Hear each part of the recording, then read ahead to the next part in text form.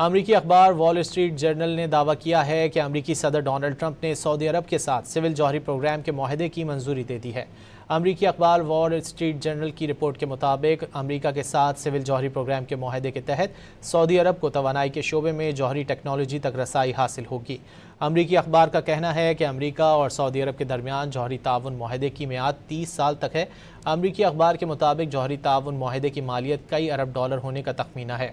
امریکی حکام کا کہنا ہے کہ ممکنہ طور پر سعودی عرب میں یورینیم افزودگی کے دروازے کھل سکتے ہیں۔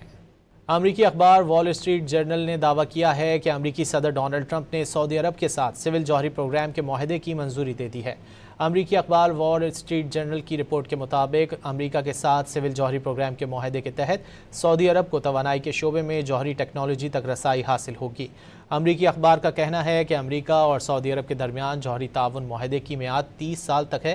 امریکی اخبار کے مطابق جوہری تعاون معاہدے کی مالیت کئی ارب ڈالر ہونے کا تخمینہ ہے۔